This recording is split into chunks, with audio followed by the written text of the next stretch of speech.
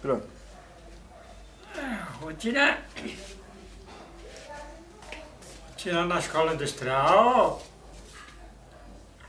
era... Justamente começava 3 vezes por semana com a educação física. A alimentação era muito boa e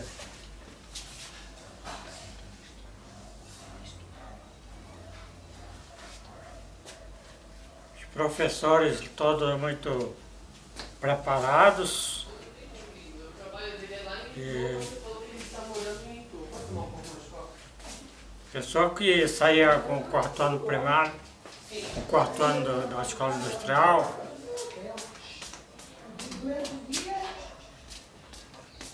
Deixa eu fechar a porta. Pode ir, pode continuar.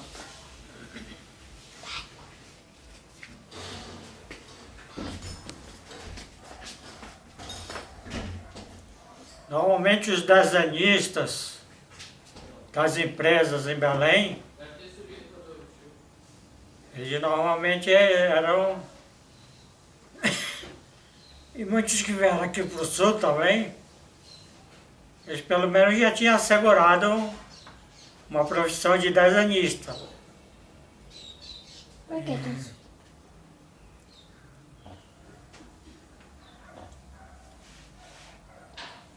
Lá a gente sempre tinha disputa de uma exposição de desenho, tinha condição de pessoa que gostava de desenho de se desenvolver bastante em desenho e praticar bastante esporte, ficar forte. Tinha amigos lá, companheiros, que tinham um corpo atlético, né? Verdadeiramente, e praticavam até boxe.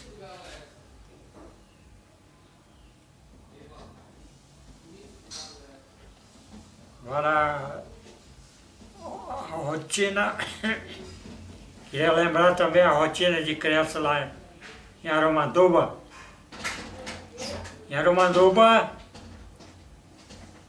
tinha a escolinha lá para todos os alunos e no inverno a água entrava por baixo das casas e a gente tomava banho ali como se fosse uma piscina. E a nossa brincadeira também era com canoa. Pegar uma canoa e sair passear por ali, ficar um verdadeiro lago e pescar. No verão, nossa brincadeira era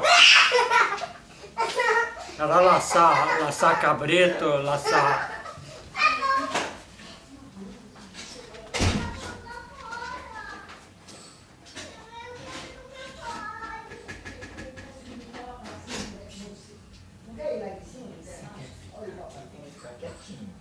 Pode ficar aqui, não tem problema, mas fica quietinho.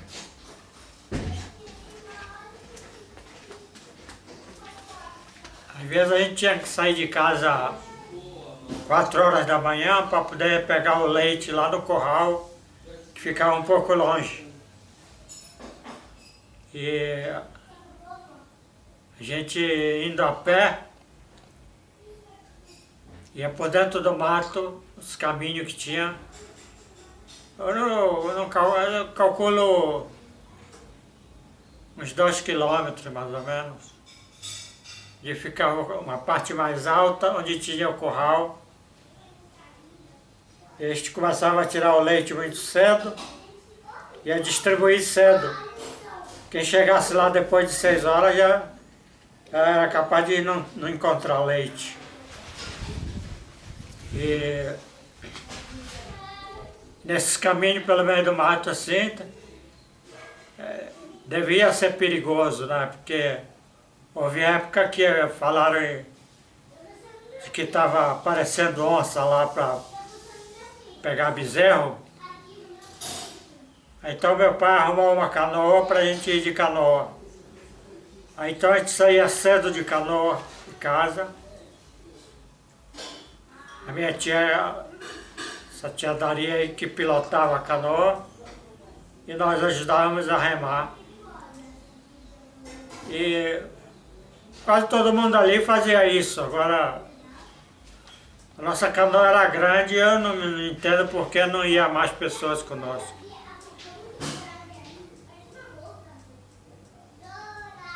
E em Almerim nós tínhamos os amigos que tinham sido nossos vizinhos em Arumanduba. Em Almerim a nossa brincadeira principal era uma rampa que tinha lá, do nível da água. Ela seguia a rampa até a parte alta da cidade, que é um barranco de uns 10 metros de altura, mais ou menos. E a nossa brincadeira era jogar limão lá de cima e sair correndo atrás até chegar embaixo. E às vezes laçar cabrito, que tinha também bastante por lá. Cada um de nós sempre tinha a sua cordinha de laçar. Que lá onde nós íamos buscar o leite, no curral, tinha o curral dos bezerros. E a gente ajudava os vaqueiros a laçar. Quando a gente pegava uma vaca lá que precisava do filho dela, do filho, para começar a tirar o leite, aí a gente já conhecia qual era o bezerro. Aí saía aqueles 3, 4, 5 moleques para laçar aquele bezerro.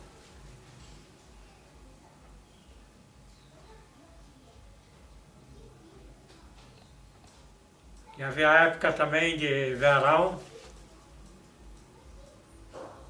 que meu pai e os amigos dele saíam à noite de canoa para pegar tartaruga. Pegar tartaruga lá nos lugares descobertos onde elas iam desovar.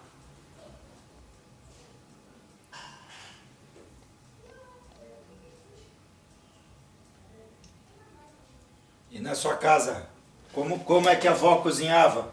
Era fogão a lenha? Hã? Como era feita a comida na sua casa? Fogão a lenha? Aí diariamente matavam uma res, matavam um boi ou uma vaca. Era morto diariamente. E depois de morto, ali de tarde, assim, eles começavam a vender as vísceras. Vendia a parte do fígado, baço, o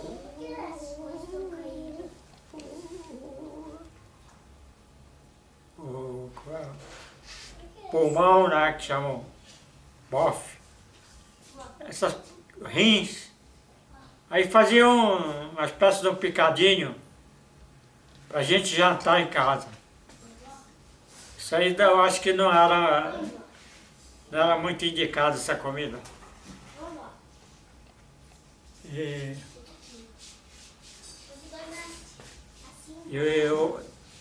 todo fim de semana a gente almoçava um peixe bom, ou um porco, ou às vezes tem alguma caça que podia parecer.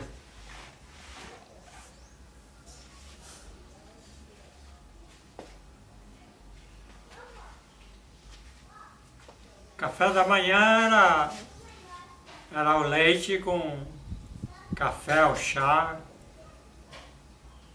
e o pão. Tinha uma padaria lá que fazia um pãozinho lá, meio ruim. E o resto era bolacha lá. Na época da guerra já era, às vezes as coisas tornavam-se difíceis. O açúcar que se usava Era esse açúcar escuro da Demerara. E era difícil, chegamos charque, essas coisas, que vinha aqui do sul. E o transporte entre o norte e o sul era perigoso por causa dos submarinos.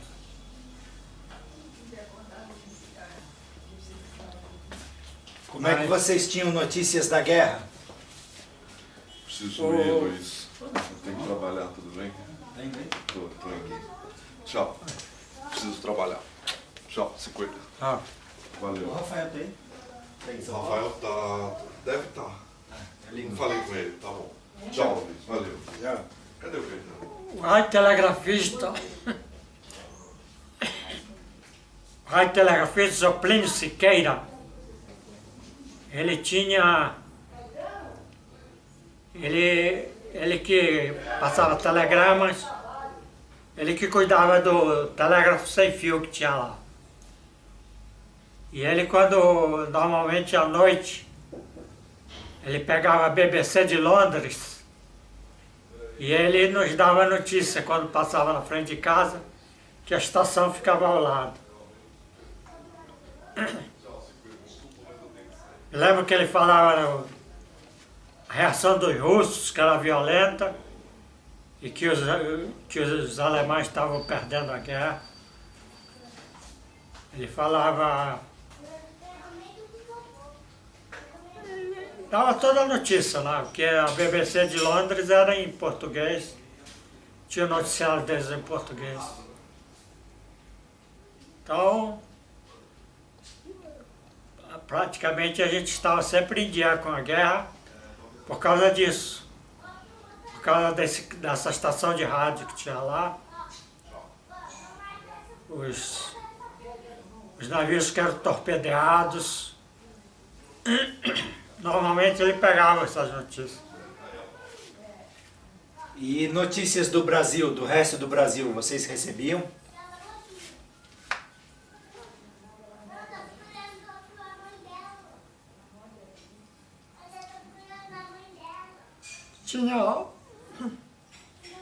Tinha dois rádios lá, fora desse do rádio, que às vezes o meu pai ligava. Lá na casa do gerente e na casa do patrão, do dono lá. Ali era um chalé grande, lá tinha geladeira, tinha rádio, tinha tudo. Então, lá esses rádios antigos, que eu acho que a gente escutava muito baixo. Escutava muito baixinho, ele falando sobre as coisas. Eu me lembro de uma vez que meu pai estava escutando o rádio, meu pai era surdo também, estava escutando o rádio, um show no Rio de Janeiro, show na Praça 11, do Orlando Silva, que chamavam que era o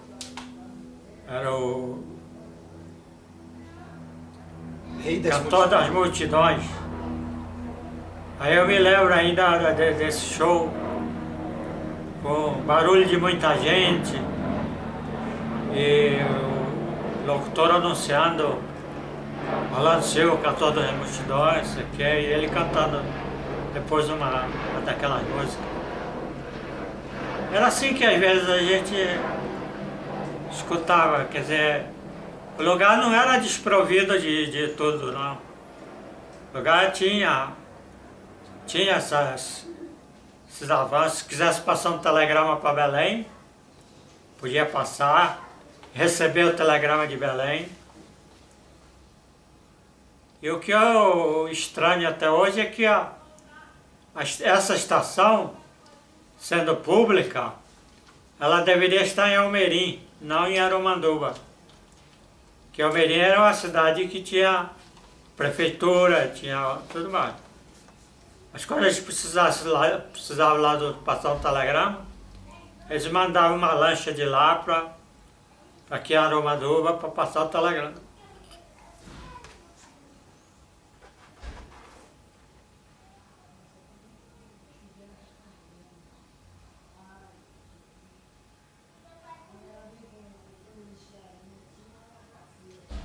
Como é que era o tio Chico com cigarro? Hã? Como é que era o tio Chico com cigarro? Tio Chico, Com cigarro?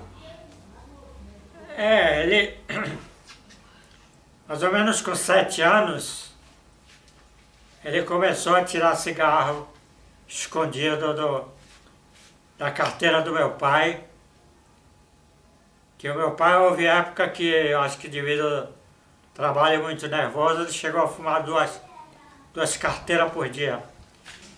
E às vezes não tinha cigarro em carteiras, às vezes ele comprava o fumo e nós mesmos que migavam com uma faca, migava o fumo, desfiava e botava numa carteira dele.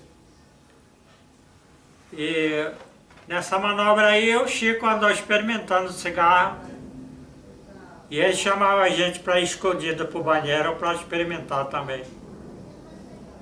Sendo que a gente não gostava e ele acabou se viciando. Ele, quando meu pai morreu, que ele tinha 13, 14 anos, até o patrão dele andou fazendo campanha para ver se ele parava de fumar. Ele não parou. Talvez tenha agora parar de fumar, porque ninguém dá mais cigarro para ele. Ele começou criança e era o único que gostava.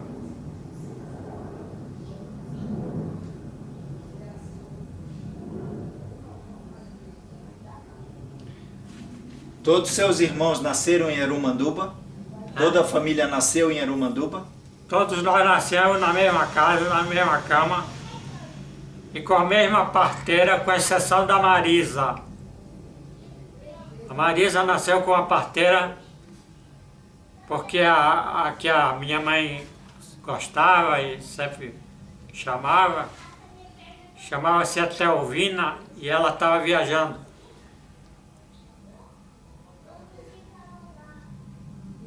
Aí numa dessas ocasiões ela precisou, aí chamou a segunda parteira que tinha lá, que chamava-se Euterpina. Euterpina era uma comadre dela também, e era a esposa do vigiador noturno que tinha lá, chamava Chico Lopes. E todos os outros nascemos com a dona Etelvina. A dona Etelvina uma vez me apresentaram para ela como mãe de leite. A empregada que tinha em casa veio, me pegou e me carregou e disse, ó, vem tomar a benção da tua mãe de leite.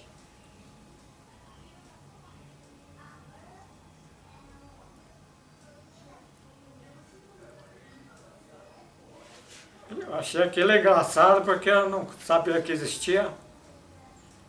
Aí ela me pegou no colo, é uma senhora negra forte. E aí eu passei a chamá-la de mãe de leite. Mãe Etelvina, uma coisa assim, como os outros também chamavam.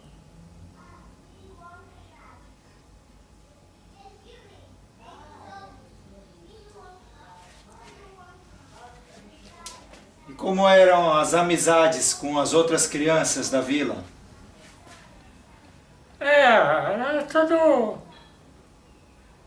Lá era um lugar que, onde matavam o boi, era um lugar na frente da cidade. Ficava pouco mais de 50 metros de casa. Então, na hora que a gente estava de folga de tarde, aí toda a molecada se reunia ali.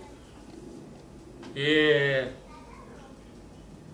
onde os caras deixavam o cavalo lá, que de manhã, eles iam levar o boi de manhã para matar, de tarde. Lá onde deixavam o cavalo, às vezes a gente ia lá mexendo nos cavalos. E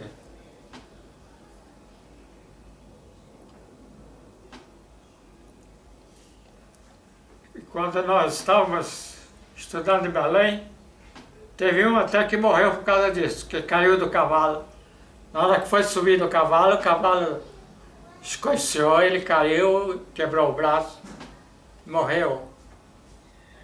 Morreu com... Ficção?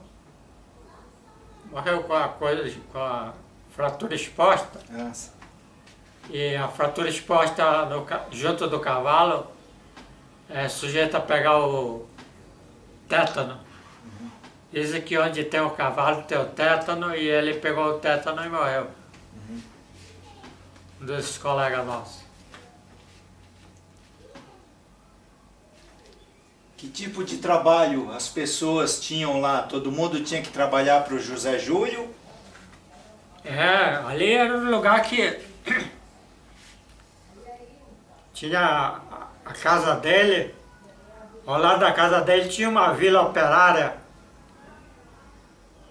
E essa vila operária era onde morava o vaqueiro, o ajudante do vaqueiro, onde moravam as pessoas que faziam os trabalhos braçais. Era desse lado aí. Aí do outro lado do galpão do escritório, aí tinha mais 2 vilas de empregados dos escritórios. As pessoas que atendiam no balcão, as pessoas que auxiliavam nas escrituras lá do escritório. E a nossa casa ficava bem na frente, junto do galpão onde atracava as embarcações. E lá também para esse lado esquerdo aqui, era onde tinha a oficina, uma oficina com uma caldeira, uma máquina geradora de vapor, uma geradora elétrica a vapor, e é onde tinha várias máquinas, torno, furadeira, onde tinha a oficina que dava mais ou menos cobertura a algum reparo que os navios precisassem. Ficava aqui para o lado esquerdo. E tinha lá um campinho de futebol também, lá junto. Essa era a única fonte de energia elétrica de Aramanduba? Só servia as máquinas? Essa usina era a única fonte, era um único gerador, uma única caldeira. E bem poucas vezes eles ligavam a luz até umas 8, 10 horas da noite. Geralmente era a luz de candeeiro. E lá tinha também uma instalação. Tinha uma instalação de telefone daqueles de coisa que eu nunca vi funcionar. E os aparelhos eram novos. Eu não sei se eles chegaram a instalar e depois não ligaram. Mas tinha... Passando uma casa, tinha a casa do capataz da estiva. Tinha um telefone. No escritório central tinha outro, na casa do gerente tinha outro, na casa do dono tinha outro. Não me lembro se tinha mais em algum outro lugar.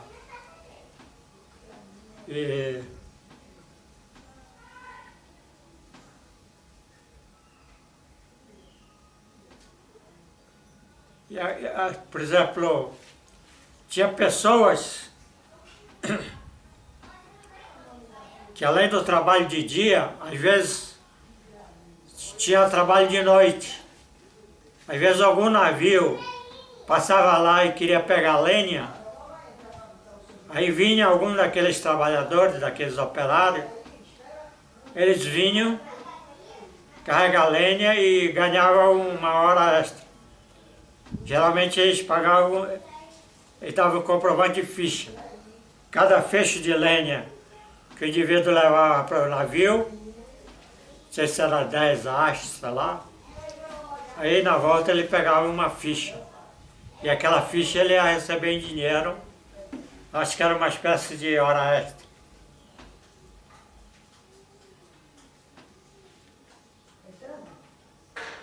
Mas tinha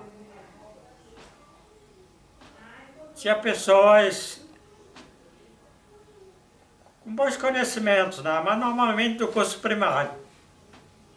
A pessoa mais bem formada que tinha lá era meu pai. Inclusive o gerente, tinha gerente semi-analfabeto lá. Meu pai andou intrigado com um gerente que me agradou e que ele acabou sendo convidado para ser meu padrinho. Era um português que convidou meu pai para fazer alguma atrapalhada lá. Meu pai não aceitou, denunciou ele, tiraram ele da firma. E esse cara, essa pessoa ficou de mal com meu pai, mas a minha madrinha falava com a gente. Minha madrinha falava com a mãe, conversava tudo como se não tivesse acontecido nada. E era gente que morava bem lá em Belém, tinha uma boa casa, mas tinha recursos e nunca me deram um centavo.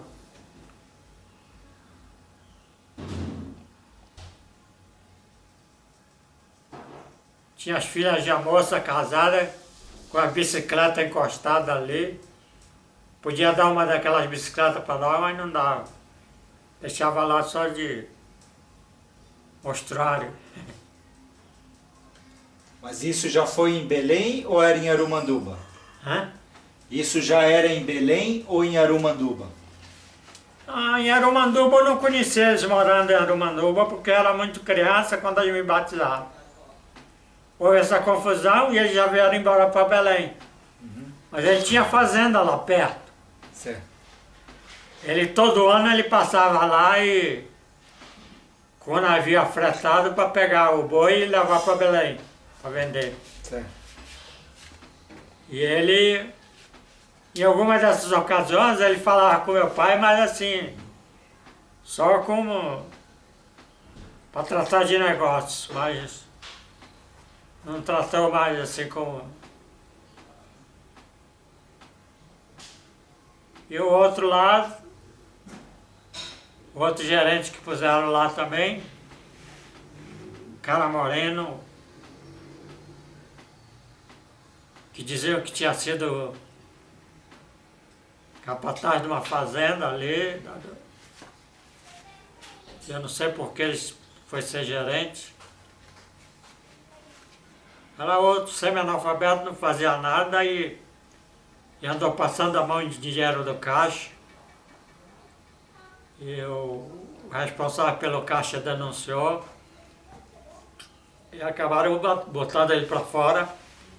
Mas essa gente saía de lá bem, saía quase que com indenizações. Esse Zé Batista também tinha fazenda lá por perto. Esse outro moreno. Isso não gerava medo de violência? Tinha alguma violência no local? Só conheci um preso lá. Esse assassinou um amigo dele lá no Balatal. O cara disse que estava trepado na árvore lá, quando atirou no cara, matou. Essa pessoa ele era irmão do empregado do escritório, que era pai de um amiguinho nosso, esse que morreu com a patada do cavalo, Zezinho Bezerra. Então esse assassino chegou lá preso, ele era tio do Zezinho Bezerra. E a gente chamava ele de tio também, porque o outro chamava.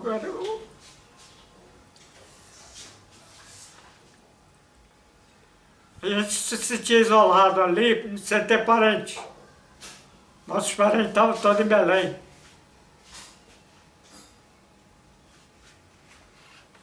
Então, ele tratava algumas pessoas lá como parentes.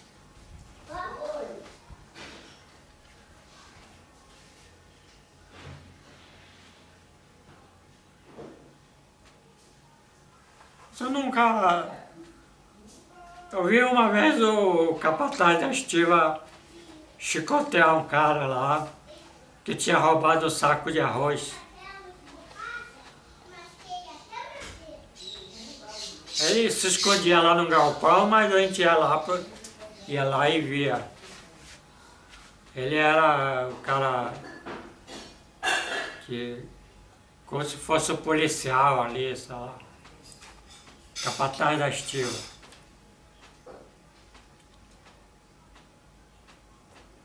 E esse José Júlio, que era o proprietário, como é que ele era? Era um velho baixo, gordo, muito gordo, aquela coisa mole. E ele só vivia em casa de pijama e se balançando numa rede. E quando saía de paletó, gravata, essas coisas.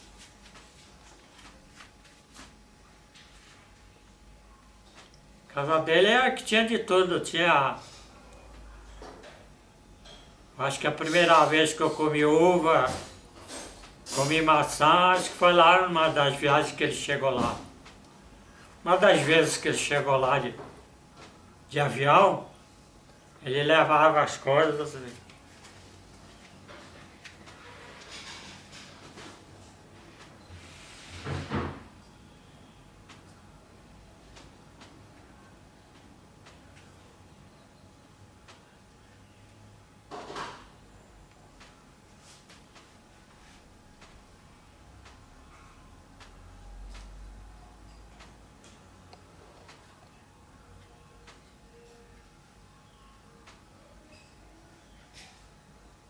Aí tem o retrato da nossa casa aí.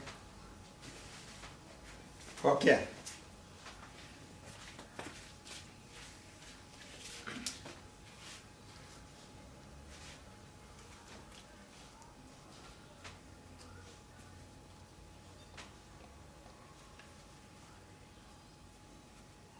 Esse aqui é o avião.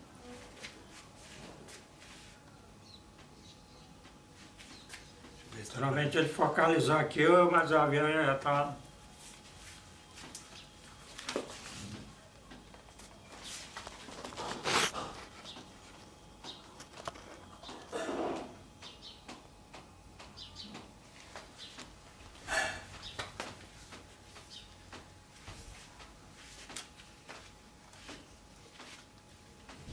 Aqui está aquele navio. Eu acho que foi na mesma ocasião que ele tirou essa foto. Aquela outra foto. Essa foto. Acho que tem uma outra foto do avião aí que está melhor. Isso aqui é na frente da nossa casa.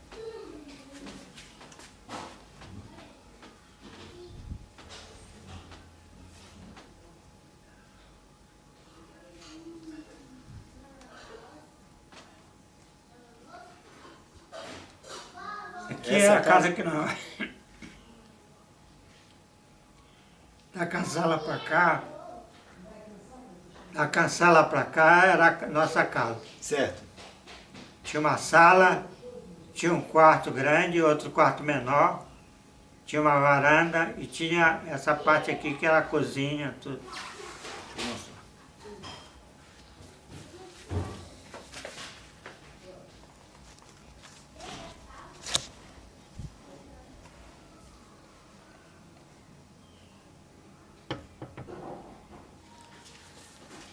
Todas as casas pertenciam ao José Júlio?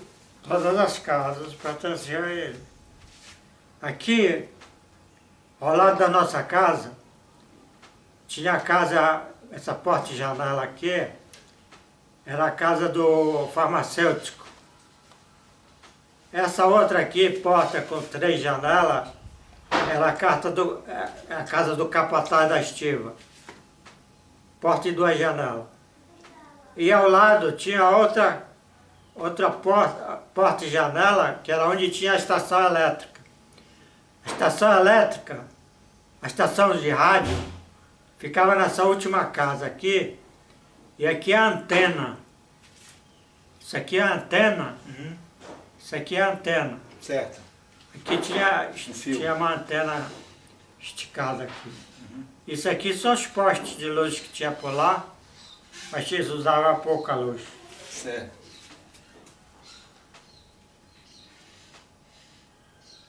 Aqui de por trás também a gente vê a antena. Aqui tem uma foto bem de frente da casa. Hã? Aqui é uma foto bem de frente, frontal. É. Aqui era a nossa casa, aqui é um espaço que ficava assim, e aqui ficava o armazém, um dos armazéns de carga. Uhum.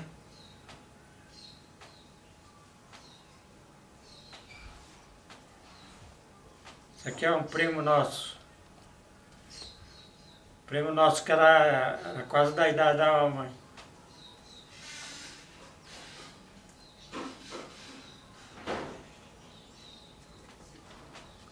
E aqui tem a fotografia do Calandrini que eu gostaria de mandar ampliar para dar de presente para eles.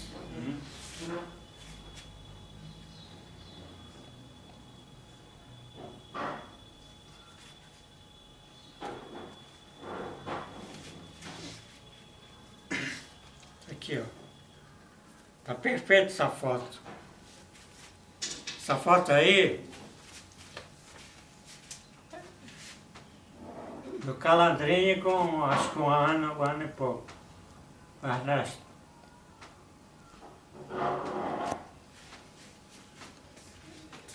Ele que foi comandante de navio e foi homenageado com o nome de navio. Teve um navio com o nome dele. Os parentes dele, eu acho que nenhum deles tem essa fotografia. Isso aqui era um dos patrões. Isso aqui é a praia de Caraí. Eu não sei se era um tal de Vicente ou um Perico, sei lá, com a mulher dele, na praia aqui no Ceará. E esse aqui é Almerim. Isso aqui é a cidade de Almerim, onde atracava a embarcação.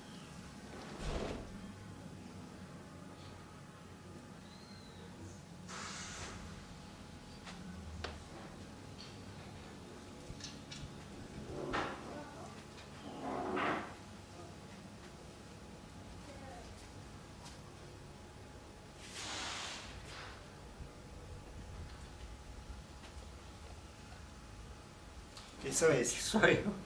Isso aqui sou eu de cacho. E esse aí? Esse aí eu nem sei quem é, viu?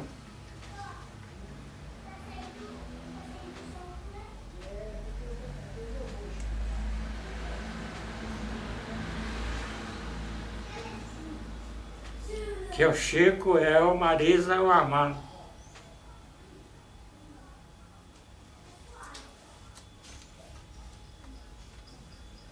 O avião. Mostrar. Aqui eles estavam vindo já do avião, Aham. que eles tinham ido buscar o chefe lá.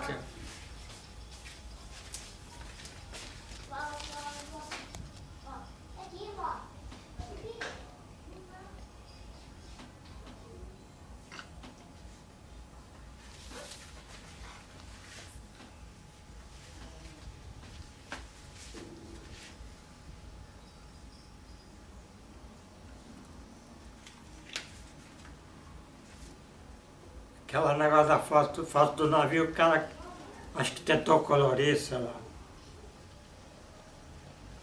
Ficou ruim.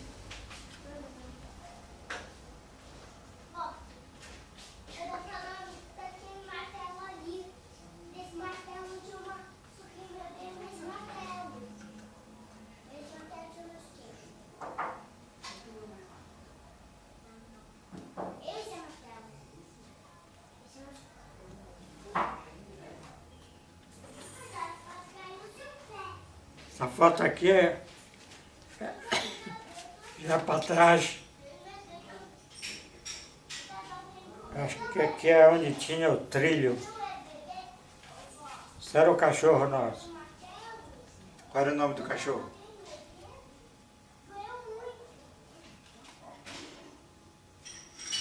Qual era o nome do cachorro? A Diamante. Aqui, ó. Esse trilho aqui ia um trole por cima, que as cargas mais pesadas que viessem para cá, para o escritório, para cá onde fazia o varejo, aí vinha em cima dele. Então eles botavam as cargas e saíam empurrando. Ele vai daqui até aqui na frente, onde atracava as embarcações.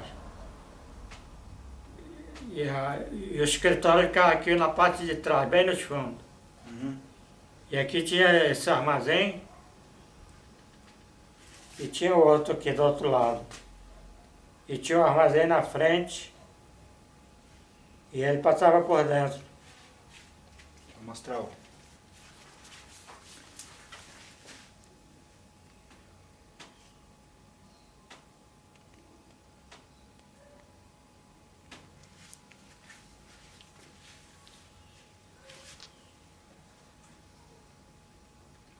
O meu pai ele tinha esse cuidado, porque se ele não tivesse escrito aí, a gente não ia ter nem a noção das datas. Uhum. Isso aqui é na praia de Soure. Foram passar uns dias lá no Marajó, na parede de Soure, em agosto de 38. Isso aqui deve ser o Chico. Soure, agosto de 38. Aqui Santos, 1939, 4 anos.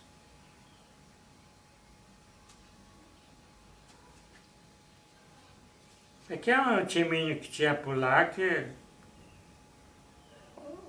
acho que não dava nem para formar dois.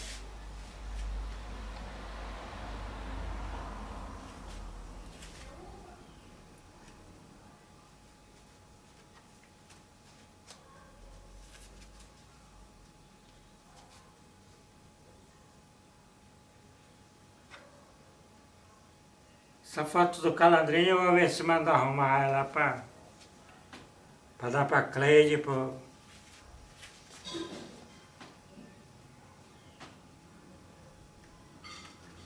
A Cleide agora queria que eu escrevesse também para ela.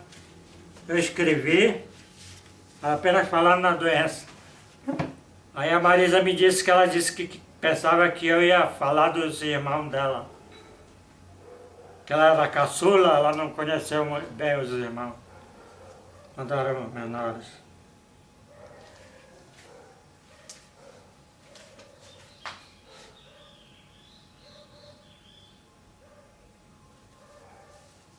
Quem passa por lá, pelo Jari, como eu passei em 96, falei que tinha nascido em Arumanduba, o pessoal ficou logo me cercando e conversando para saber das coisas.